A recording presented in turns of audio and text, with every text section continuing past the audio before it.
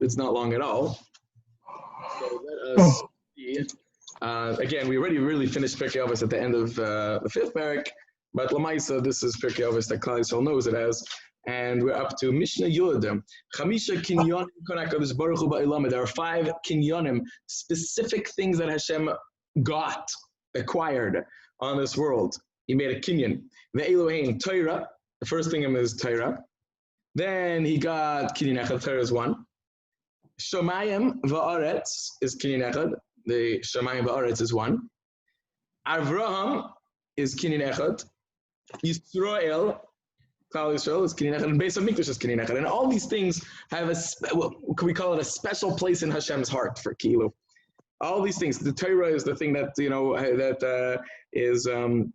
Of course, Hashem made everything, and Hashem runs everything, and everything without Hashem's consistent and constant involvement and breathing life into it every second, it would not exist. Everything as we know it is really a mirage and really just whatever coming from the upper worlds, and everything is Hashem. But there are 5 special things that Hashem has. And the first is, of course, the Torah, because it is the most important, the tachlis of the world. Hashem created the world through it. Next is Shemayim va'aretz, because that's the place that the Torah is going to be learned. Then there's Avraham Avinu, who spread the good word of the good Lord around.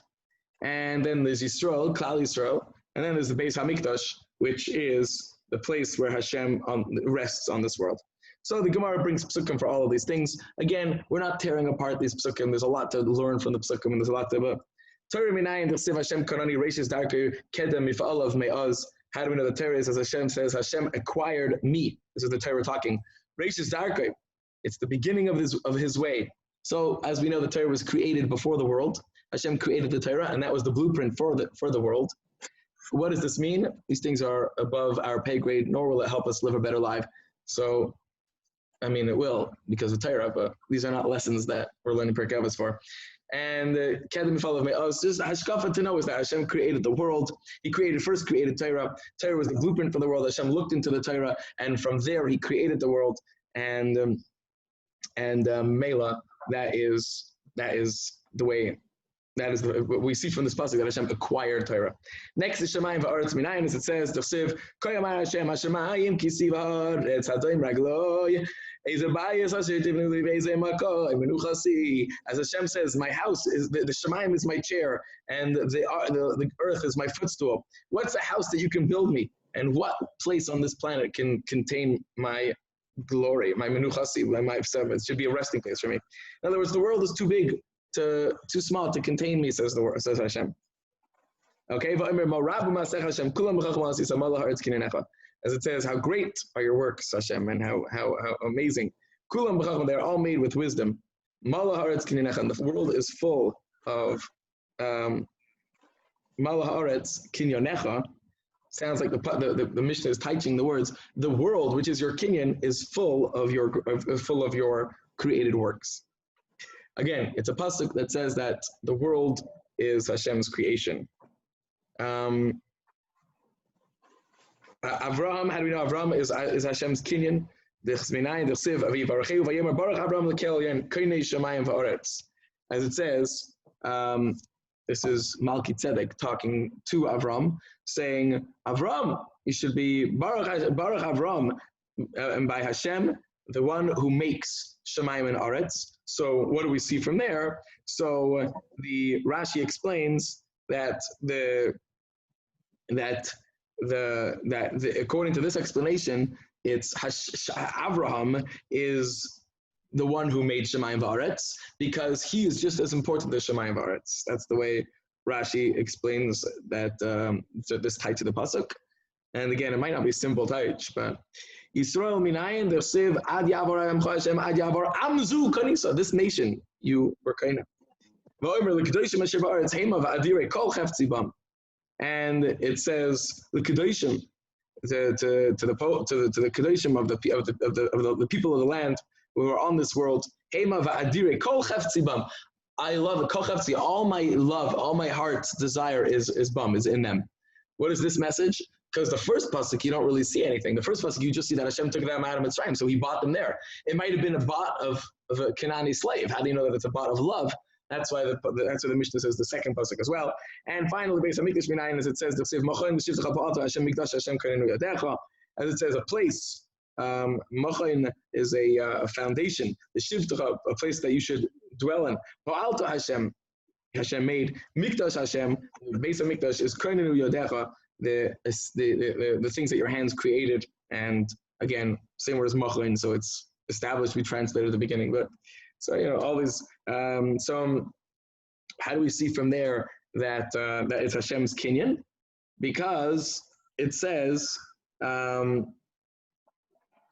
It's because it says that Hashem made it, I guess. Actually, I don't really know how you see from here. I'm reading Rashi. Okay, it's a Gzeir Shabbat. And finally, it says He'll bring them to Gvul Kodshei, is holy Gvul borders. This is what his right hand got. Okay, so those are the 5 things. What does exactly mean that it means 5 things, like we explained? And can I ask about the Avraham Minayin? He says Avram Lakel Elyon Kone. Mm-hmm. Avraham is a possession of Kel Elyon. Those 4 words you put the comma after Kone. Grammatically, it doesn't work, but let me see. It says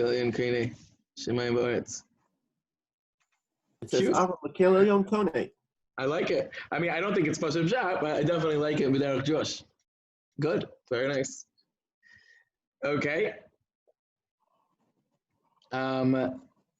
Nice. It's and you're saying Koine Lamaisi, you're translating also as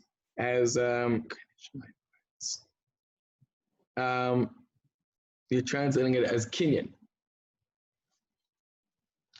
Or a verb. Yeah. Kana. Right. Kinyan. Okay. Okay. Good. I like it. Again, I don't think it's Pashup Shah, but it's Kishmak. All right. And the final Mishnah or Brisa in this Perek is Kol Ma Shebara Kadosh Baruch Hu Ba'ilamai. Everything that a Kadosh Baruch Hu created in this world, Lo bara ela l'chvoidei. He only created it for His honor. Shenemar, as it says, Kol HaNikra B'Shmi. Anything that is Nikra B'Shmi Kol HaMenim U'Lechvoidiv Barasi. I created it for my honor. Yitzartiv. I made it. Afasisiv. Well, that's what I made it mean. So, Yitzartiv is like I fashioned it. Afasisiv. In English, it's hard to translate a lot of these words that mean the same thing in our context. But I made it. I fashioned it. I made it.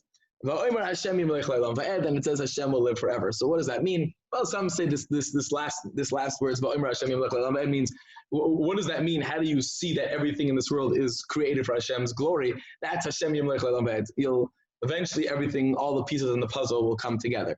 If you go ahead and you zoom up on something and you don't chap what this is until you look back, like, oh, it's a hand.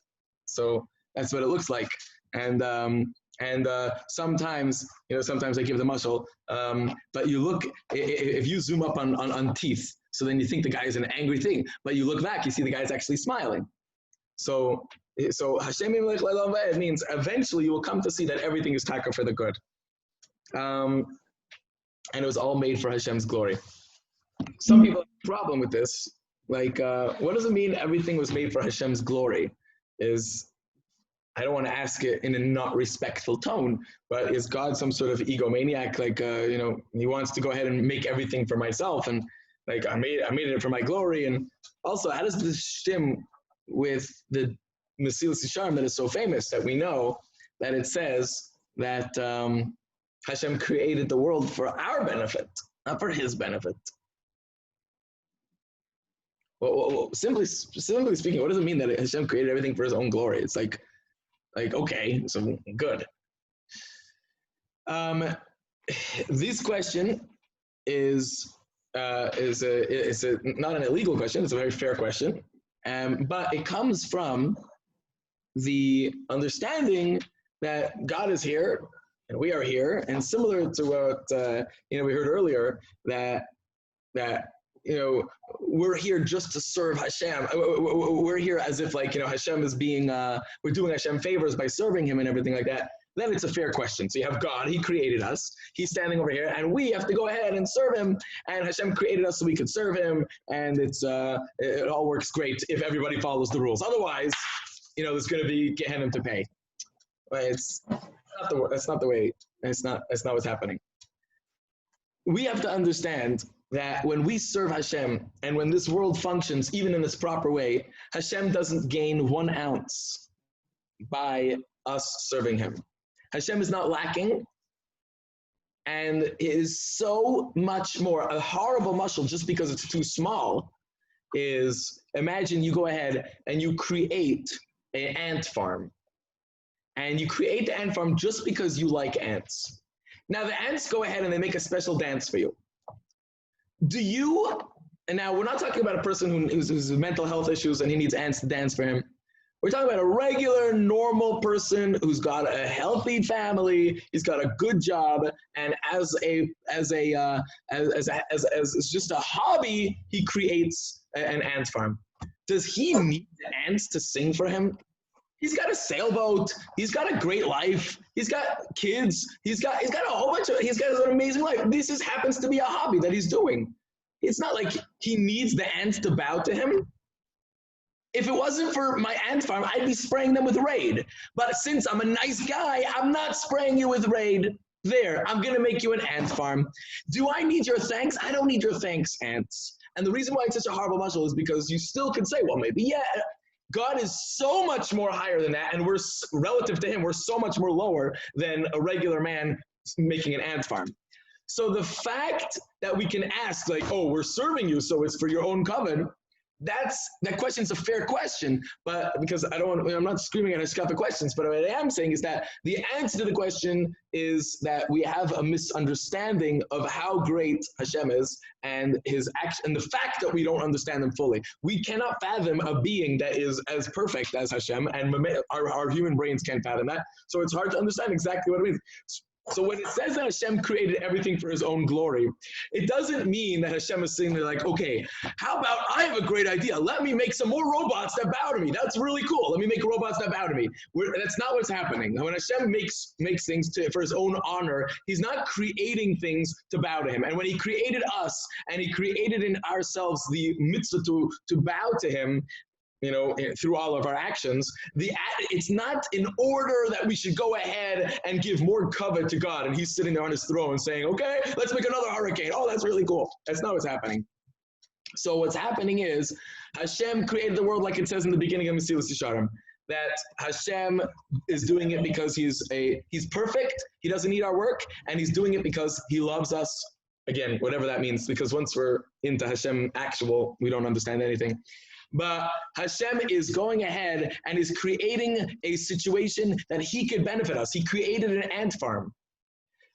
When it says that Hashem created things for His glory, He's coming to tell us that nothing on this world was created for naught. And everything on this world can be used by us in order to serve Him. Now, so we're supposed to serve Him? Yes. Because what's happening is Hashem is saying to us ants, avoid that raid at the back of the thing. I had to spray it there, but avoid it. I'm telling you what to do. Do this mitzvah. Shake a lulav. Daven. Go ahead and create a relationship with me, because I created the world in order to benefit you. But you have to earn that benefit, as we know in the beginning of Mesilas Yesharim. So I put you on this world, and everything on this world, I made an ant farm so that you can go ahead and exercise your ant muscles, and then in the next world benefit. I'm telling you what to do. So He created a world that we want to serve. When we go ahead and serve Hashem, it's for us. It's not for Him. Again, the prerequisite, the first step to answering this question is we have to re-understand when we do something for Hashem, He's not gaining from it. He's not gaining. He has everything. I don't want to say being, but a perfect being. So the question at that point stops. Hashem is not an egomaniac, because if He was, perfectly, we're not giving Him anything.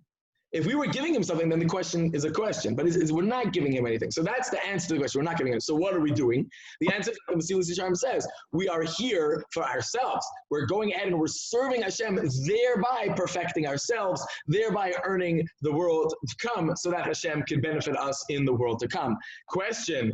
So what does this Mishna mean? That everything was created for his glory, meaning everything on the planet is here to bring out and to serve Hashem with. We are in the ant farm and we're like, hey, what's that spinning thing on the sky? What's that golden globe going across the sky for? That's a sun, Mr. Ant.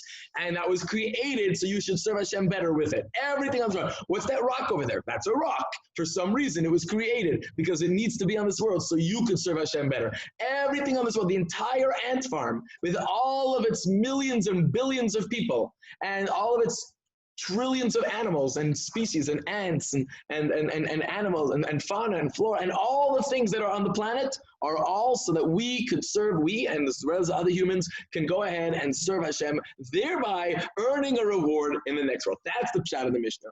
Okay, so that sums up Mazel Tov, our 6 weeks of Pirkei Avos. And hope you permit. I definitely gained. The final thing is, of course, the Revah ben Akashya Omer, which we said over at the end of the first Perek. And very quickly, again, the message is that we are basically slated to win this world.